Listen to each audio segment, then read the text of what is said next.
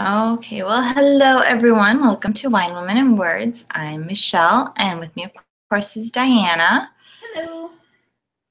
And tonight is actually just the two of us. We've had special guests almost for like the of January. Yeah, because we took off the first week of January, and it's been nothing but guests for our shows, which has been awesome. I love filling up our docket with special guests. I know, it has been a lot of fun, but it is nice to have an us episode. It is. We need some time to catch up and really chat about books like we are so good at doing. I know, and I went to New Jersey last week for a few days. And, whenever one of us goes away, usually it's Diana, but whenever one of us goes away for a few days, I feel like we have to catch up because we usually don't text when one of us is away. Well, we don't usually text, but I can't say that because I was messaging you in France and in Fiji, and you were messaging me still in New Jersey. It just feels like we're not texting as often, or not texting because we're not texting as often. Instead of 50 times a day, it's down to like maybe 10. So that's probably true. Yeah, we still talk every day, but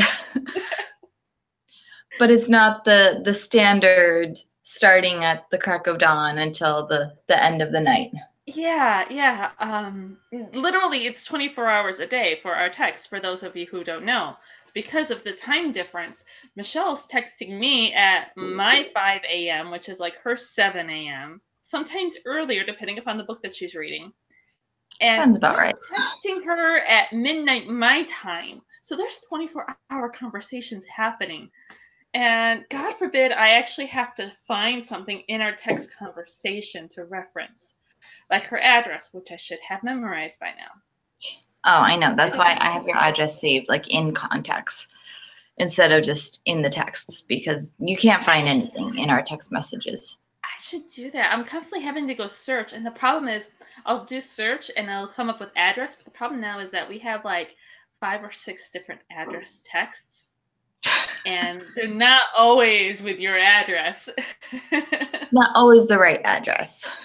No, they're not. So, yeah, I think I need to do that now. Well, but since it's February. Yes. We were both going to announce it at the same time? We definitely were. This is what happens when we don't have our monthly one-on-ones. We lose our rhythm. Well, you go. Actually, you know what? I take it back. You should go since you've met the author in person. Oh my gosh. All right. So this month we're reading, since it's February and Valentine's Day and the month of romance.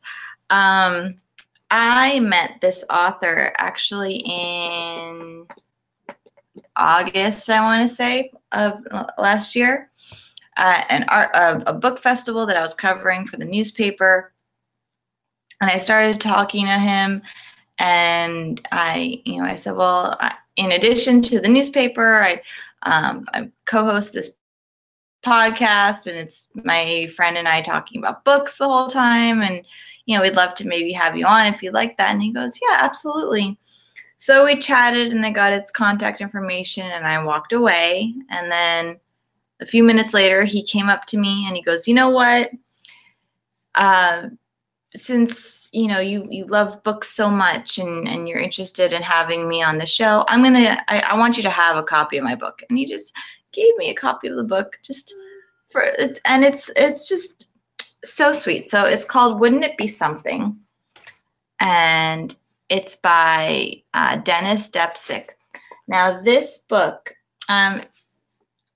it's the book itself, I've read maybe like a quarter of it already, and the book itself is amazing, but what makes you really just completely fall in love with it is their story. So the book is a collection of letters that he and his wife sent back when he was 25 and she was 17, and all he knew her as was his sister-in-law's little sister. So her older sister married his brother, and she was the little sister. And he kind of, didn't pay much attention to her. And when he was stationed in Germany during the Vietnam War, she just started writing him letters just to be nice. And they fell in love in these letters. And they got engaged like a month after he got back from the war. And they were married for more than 40 years. And then she died. And like a month after she died, he was in their bedroom going through her things, and he found this box in the closet, and it was all the letters that he never knew that she had saved. So it was kind of like, it was a way to bring her back to him and help him through the grieving process. Mm-hmm. And one of the letters that she wrote, she said, something like, wouldn't it be something if 100 years from now someone found our letters and decided to write a book about it? So he did that. And the book it's just their letters back and forth. And it's just like, it's so romantic. But then on top of that, you meet him, which I have. I've gone to a couple of his speaking events since first meeting him.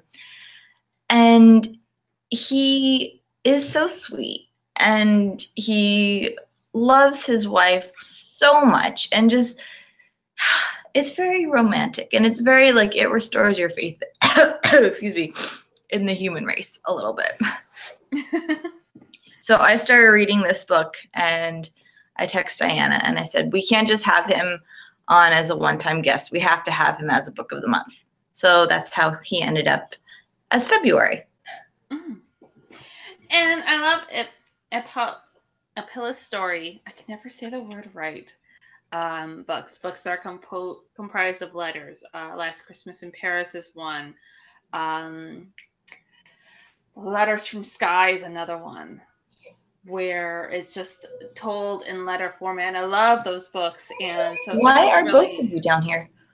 Sorry, I have literally both kids just walked into the kitchen, and I only have one lap. Lily, Daddy's upstairs. Go lay down with Daddy, okay? Oh man. Okay, go lay down on the couch. Oh dear. Sorry, continue. So this is going to be interesting to see. Not only is this in the letter format, which is so lovely, it's also, you've got, this love story unfolding. Hi, Lily. Hi, Landon. And it's, true story, which makes it even nicer. And then, you've got little things like little drawings included in here. For those of you who are watching, we've got like the Christmas card. You can see that there. So it's a sweet book, and I read like part of it. I read the first first few pages of the chapter, and then I got distracted by the assassination of Gianni Versace, that American crime series that's currently going on. And I was like, okay, this is going to be a tearjerker, and I need to pay more attention to this book, so I'm going to set it down for now and read it a little bit later. Yeah, it really is. And I read, I want to say maybe a quarter of the way through when I first got the book. And then, life happened and I had to put it down for a little while. But it's one of the things that I really love about it is that these are, they're real letters. They're not an author imagining what people would write to each other, during that time, and trying to recreate what a woman is thinking, and then what she's going through, what she's facing, and then what, a 25-year-old guy in the middle of Europe during a war. It's like time traveling. It's like a window into the past, and it's really cool. And in a lot of ways too, this is a bit of a research kind of book too. So if anybody is interested in writing a book like this, It's interesting, something that military romance kind of thing. You've got a real life romance here that you can use for your research. Oh, absolutely. Mm-hmm. And I mean, Dennis is just he's such a sweet man, and he's so excited to come on the show that um, we he occasionally emails just to check in and see how everything's going, and he's already set up on Google Hangouts, Okay. and he had his son come over and make sure all the software and everything works for him, so he's good to go. Oh, I hope we Um, don't let him down. I don't think we will. He's such a sweet man. But Diane and I were talking earlier today, and this is it's a story that we can both relate to in a sense, even though we didn't have to rely on letters, but both of our husbands deployed, and we're Ryan was stationed overseas for I don't even know how long. 3.5 years It's a long altogether. time. Yeah. Yes. So we were just thinking about like how how we dealt with it and how we kept in touch with our guys. Mm-hmm. And I How long can't. was which deployed for? 9 months. 9 months. Was a long 9 months. I can imagine. Yeah, you were pregnant with Landon at the time. Yeah. So, but I mean, it's not 3.5 years. So. Well, mine also had a break in between that. Mine's an interesting story. One of those years he was active duty military, and he was in Salerno in Afghanistan, and he was that one was the rough one. That was we all have these points in our lives, these make or break it points in our lives that develop us as I want to say as a character, but as a person. Like in books, you have that make or break it moment in a book or a movie that tells you who this character is going to end up being, that growth point. And I think that year that he was deployed became that point for me because we had been married for, oh gosh, not even a year. No, I'm sorry, a couple years. I take that back. He was because he deployed in 2006, so we were married for 2 years, and he went over there, and I was by myself in the middle of Texas. And for those of you who are not familiar with Texas, I was in Central Texas. I was in halfway between Waco and Austin, in this about 50-mile area where there is very little culture, and whatever culture is there is country culture. You're either into football or you're into football or you're into going to church, and that's it. That was it. That was the whole thing. And as many of you can tell, and as Michelle knows, that was not me at all. And I actually ended up getting bullied. I don't know if we talked about this before, Michelle. I think so. Yeah, I got bullied by the commanding officers or the battalion general. I don't know if he was a general or I don't remember what his rank was now. I don't think he was quite general. He was like lieutenant something or other. He was high up, but I got bullied by his wife. I'm the kind of person who always likes to be involved and likes to be helpful. And then there's just some people, when you get into that military world, sometimes you have some people that treat it like high school, who wear their husband's rank on their shoulder. And I got put into awful situations, got put in between people.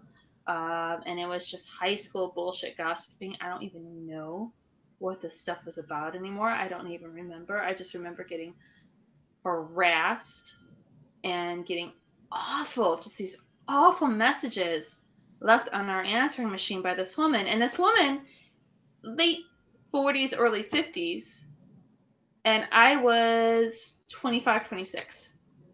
So it was this really, really bad situation for me. And my writing career wasn't going anywhere. I didn't know what I was going to do with my life because I was a shit writer at the time. and nothing was happening for me. And I finally got to a point where I called up my dad in tears, and I was like, "Bring me home. I can't stay here anymore." I wasn't leaving my husband. I was just like, I just need to come home. I need to come back to California for a few months. I can't stay here for my mental stability. I just cannot stay. And so I went home for a good chunk of time.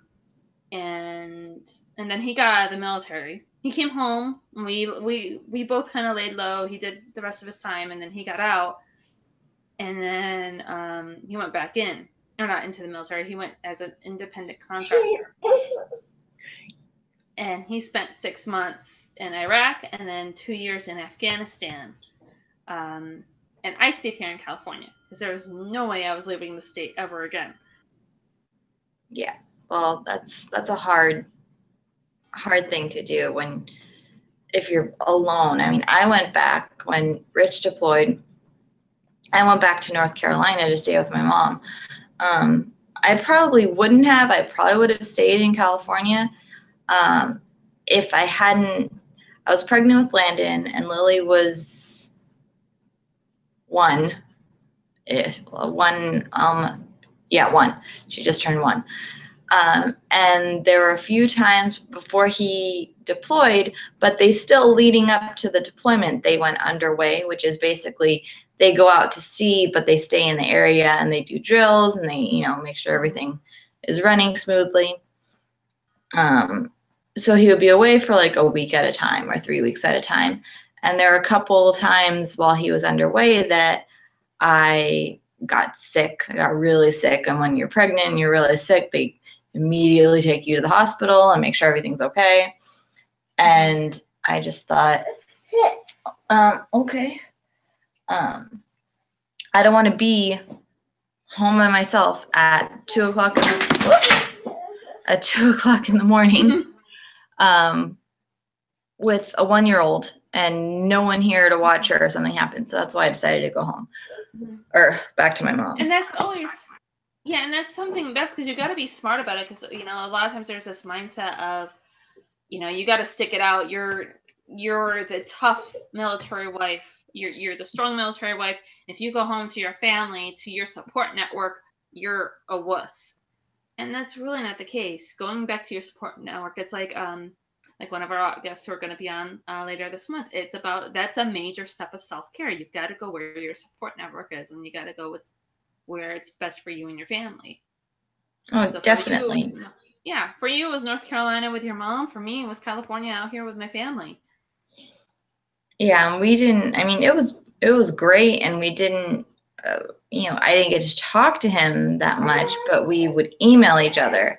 Mm-hmm. So wasn't quite the same experience, I think, as waiting months or weeks for a letter. And I kept telling my mom, I don't know how women did this or spouses did this before there was the internet, because I would still wait a few days, maybe a week, maybe 2 weeks in between emails or Facebook messages or whatever. Yeah. And I just couldn't imagine waiting weeks for an envelope to get.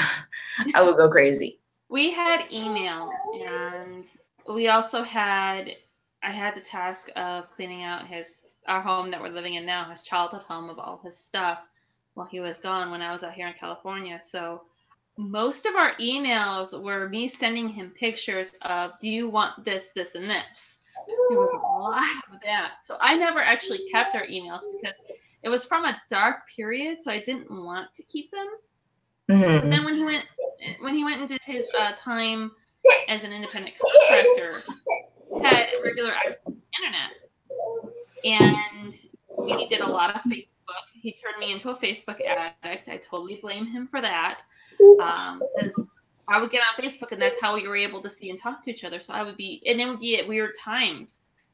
So I was on there all the time, and whenever we were both on, we would talk to each other. And I don't think I ever told you this story, but there was this one time, and this explains what it's like to be a military wife in a nutshell. he and I were messaging on Facebook, and he's like, "Oh, I'm in line right now to get something signed by this guy here who's here for the USO." And I was like, "Okay, great." And we're chatting, and so he's out in like an open area, and all of a sudden he's like, "Okay, babe, we're getting shelled right now. Gotta go." And he just goes dead. And I'm sitting there like, holy crap.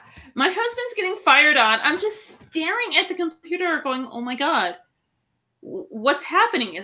What's happening to my husband? What's going on? And I'm just like, okay, all right. He's got to come back on. He's got to come back on Facebook. And I just remember like just pausing everything and just stopping and staring at my computer. And it was for the longest 10 minutes, I think, of my life. And finally he comes back. He's like, all right, so what was I saying? I was like, oh, hold on, no. And you need to go into detail. You got shelled while you were talking to me. This is not normal for normal people. You are not a normal person anymore.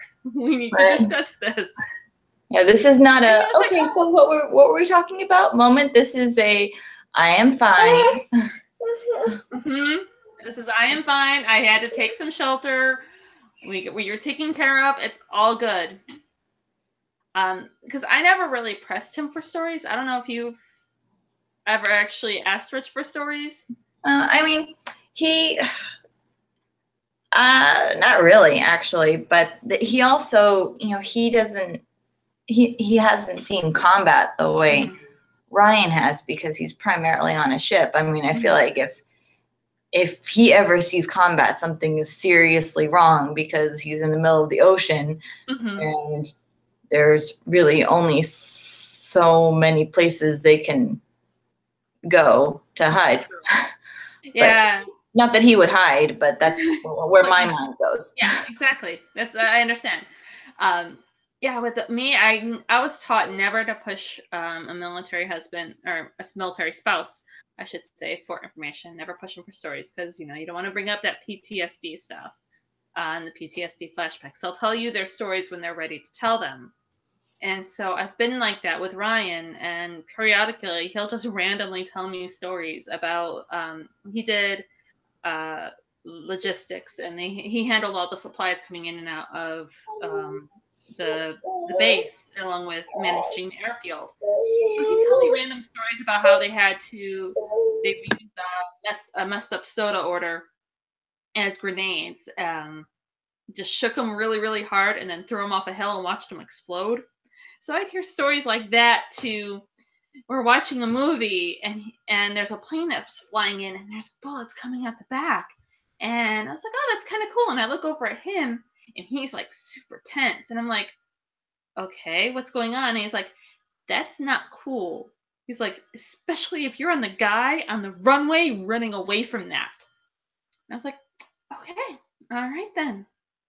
I'm just going to back off of this one and file this one away. I think one of our first, not our first dates, but we've been dating for a short period of time, and we went to go see a movie, and we went and saw, what are you doing? We went and saw White House Down, and we're watching it. It's totally fine, and then all of a sudden, everyone's shooting at each other, and people are getting shot and dying. And in my mind, I'm like, oh my God, was this a terrible movie to bring him to? Like, am I breaking some kind of rule? I spent the rest of the movie just freaking out that like I was making him sit through like 2 hours of just awfulness, but he was fine. But yeah, you learn this stuff as a military wife. You learn how to.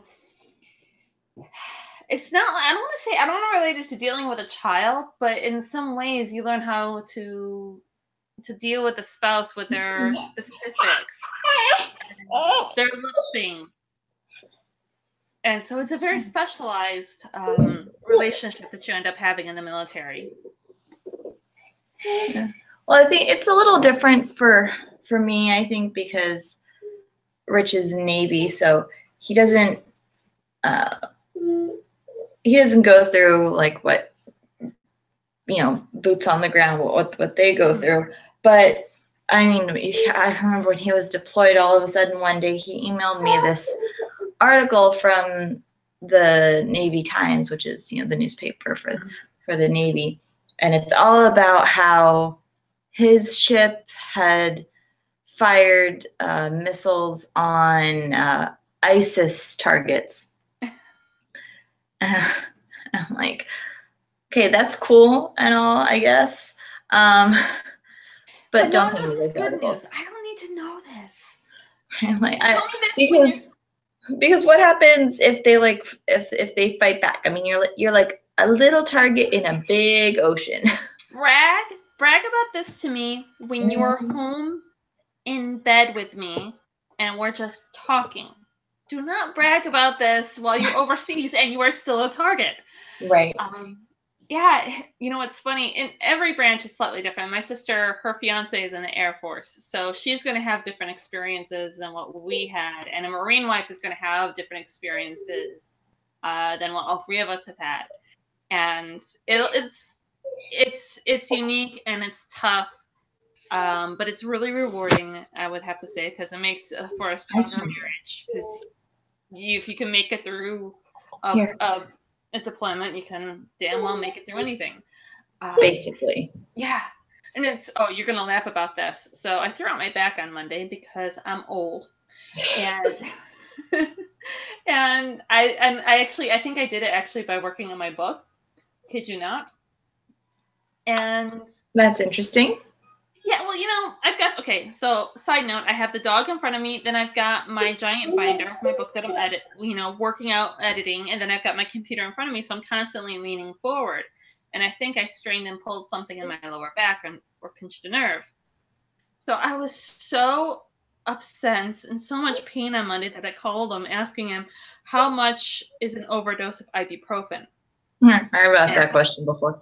Yeah, how much more can I take? And I was in so much pain and I was in tears, crying on the phone with him. And he's like, "Why are you crying?" My poor husband's quite beat up. He's 40 going on 60, unfortunately, with everything that he's had to deal with. And I told him, he's like, "You should be stronger than this. You're fine. You were in the military." And I was like, in my tears, I immediately sobered up. And I was like, whoa. You're the tough one in the relationship. You're the one who went into the Army. You're the one who actually had to do all the PT, which is physical training, for those of you who don't know. You're the one who actually got shot at. I am the wuss in the relationship. I don't handle pain well. Yeah. I was like, "But you were an Army wife. That's the same." And I was like, "No. I am not the same. This is not the same." We are mental strength. We do not withstand pain very well. Exactly. I can talk my way out of a fight, but do not ask me to actually fight because I am a coward. But that's one of those other things, since we're talking about the military life stuff. Some pointers out there for you people when it comes to military stuff. I don't know about Rich and you, but Ryan and I personally, we hate it when somebody thanks us for Ryan's service. Now, Ryan especially, he hates being thanked for his service. It's because a lot of it now it's kind of like, it's like a sneeze. You say, you sneeze, you say, "God bless you." You don't really mean it. Somebody says, "Oh, you were in the service? Thank you for your service." And it's an immediate like, "God bless you," Kazoon type kind of response. And Ryan feels really weird about it because he didn't go into the military just to be thanked by random strangers. He gets the sentiments there, but it's not. He doesn't like being reminded of that. I don't know about with you, within Rich. Well, I mean, the thing that weirds me out is sometimes people thank me, or they'll say thank you. And I'm like, I'm not in it. I don't know. I mean, I'll still say thanks because I don't want to like go into like this whole speech about how I'm not in the military, but I feel very strange. I think I've gotten on the brink of going on that speech because I've gotten thanked for my husband's service. And they're like, thank you for your husband's service. And I think there was one time and I was like, you're welcome. It was my pleasure to send him to a war zone. Just because you get it so much, and it's not something. I don't send my husband off to a war zone for the greater good of the country. Yeah, I stick by him. Yeah, I put up with a lot of the military bullshit, but I didn't do it to be thanked by some random strangers at a barbecue. No, but I think it's nice when, I mean, there are the people that, you know, that say it at, like you said, like as a reflex, but then there are the people who really mean it. Like we were at in New Jersey, we went to my friend's fiance's surprise party, and it was the first time I was meeting her fiance, and so his family was there, and his dad came over, and my friend introduced us, and she said, and their son is was in the Marines, I think. So she said, "Oh, and Rich is another military man. He's in the Navy." And the dad just got so excited that he was in the military also, and he said, you know, thank you for your service. And you can tell, I think, when people like really mean it, like it's not like it's not just something to say, like they really mean it, and I think that's nice. Well, I'm also one of those people who where actions speak louder than words. You know, you want to thank a soldier for their service, and let's say, you know, you're with Lowe's and you give a discount through, you know, through your company, or you know, offer discounts at your restaurant, or you'd be like, here, let me get you a free drink, that kind of thing. And, you know, I don't know, it's almost like it's become so passe and so regular that it's just kind of lost a lot of its meaning, unfortunately. Well, maybe it has. I think when you can tell that people like really mean it, I still think it's nice. And I think Yeah. and Rich likes it too. And not that, you know, he's not expecting it, but I think it's nice for him to hear that people appreciate this. I mean, he's missing, you know, half of his kids' early childhood because of his work and his schedule. So I think it's nice for him to hear when people appreciate the stuff that he does because he's missing a lot in the process. It's true appreciation of it, and I think also a matter of, you know, let me do things to help make your life a little bit easier. The military mom, you know, helping out a military mom who's got her hands full, or seeing the military dad with his hands full, just trying to help them out, or even, you know, even freaking parking spaces closer to veterans parking spaces and parking lots. Our local grocery store has a veterans parking space. I love those. I saw like at, I mean, on base at the commissary, they have a whole bunch of reserve spots that I don't understand what half the titles are. But even like in my mom's town, her parking spot, there are reserved for veterans, and they're like the nice close spots, and I like that. You do, it's the little nice things, the nice gestures, I think, that go farther than just saying, oh, thank you for your service, and let me move on with my normal life and my normal family and deal with being able to interact with my children and be there for my children all the time by choice. And just, you know, thank you for your service. I'm going to move on with my life, and I stop thinking about the issues that you and your family has. I'm not looking down like watching videos on my phone, so I'm just making sure he doesn't press something that he shouldn't. That he shouldn't? Understand. It's okay. I understand. So yeah, that's where I come from on that. And so, I mean, that's when, so for those of you out there listening, just take that into consideration the next time you want to thank a veteran for their service. And please do not thank us for our husband's service. Because I am at the point in my life where I will give you a firm talking to. I don't want to be thanked for my husband's service. I don't know. I think it's nice. I'd rather be thanked for not killing my husband because he snored. and kept me up all night. Thank me for that. Yeah. I don't know. For me, we're humbler. I don't want to say humbler. That's the wrong word. I don't know. For us, we're more sensitive about it because we don't want attention drawn to us for it. So so how about we take this into consideration? Some of us in the military are shy and do not like to be thanked for it because we don't want the extra attention. And some of us just don't care. And I mean, think it's nice. Yeah, you think it's nice. And yeah, we're the ones, my husband won't even stand up for the military appreciation stuff. When they say all soldiers stand, he won't even stand. And it's not out of shame or anything. It's out of the fact that he's very firm in his belief that he did not go into the military to be recognized as a hero or anything. And he feels really weird about any kind of attention like that.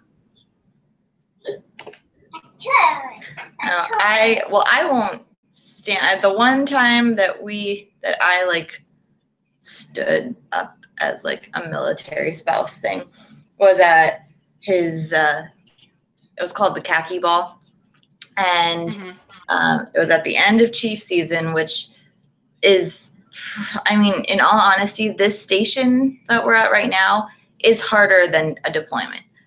I used to say, we got through a deployment, we can get through anything. We get through Chicago, we can get through anything, because this is the hardest. This is harder than deployment. Because you made it a year. Yeah, he's here and he's always working. But you made it a year, so you've got another 2 years. Well, technically, our year is up. Our first year ends in April because that's when he graduated C school and picked up his first division. So we're not at our 1 year mark yet. But I was coming from December, from when you left me. Yeah. No, I was too originally, and then he's like, no, my year doesn't start until April. So, but on top of his crazy schedule already, he made chief, which is huge. And when he made chief, you have to go through like this 6 week. It's almost like boot camp all over again, and it's called chief season, and it's like boot camp mixed with like rush season, like fraternity rush season, like all rolled into one. And he was just like never home. And I was gone for half of it. But so at the end of chief season, they get pinned, and they have the khaki ball, which is for all the chiefs. And that was the one time that I stood up because they asked all the spouses to stand up because like it was hell for them, and we saw how hard it was and how exhausted they were when they came home, and like how frustrating and how somebody thinks it's awfully funny. And just it was hard, but it was just like not equally but different hard on us. So that was when I was like, hell yeah, I made it through chief season too. I will take my applause. Thank you very much, because you stole my husband for 6 weeks. Yes. So I would rather have a Starbucks gift card, but I will take applause. Yeah, I hear you on that. I'm right there with you. I just opened up to all these drawings. Oh. Children's laughter. He has the cutest laugh in the world.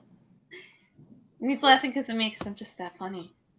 He finds these really weird YouTube videos, but not weird. And any mom who is watching will know what I'm talking about. These stupid videos. I don't understand why kids are so obsessed with them.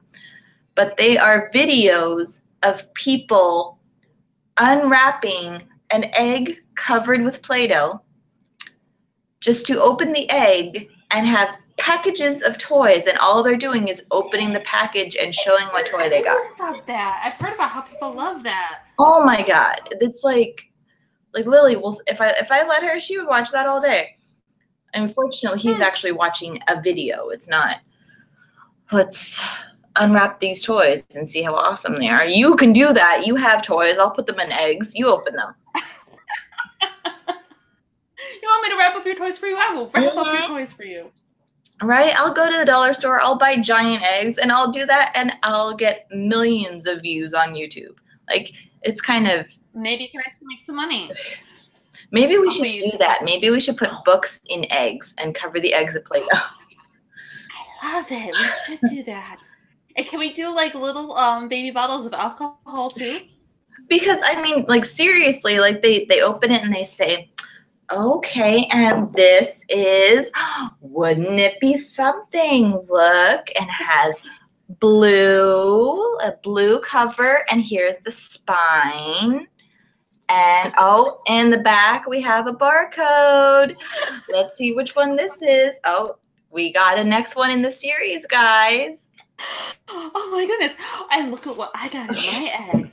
I've got the Phantom's Apprentice. Check it out. Look at, there's little roses on it, and see, there's a mask. And oh, look behind. We've got a picture of the author right here, huh? That's exactly what they do. And it's, I don't understand. And people are stupid. I don't understand the obsession. But we've got 10 minutes to go before the show, and so we should talk about what we have planned this month. Yes, because we have things planned. We do. We've got an awesome month planned for you guys.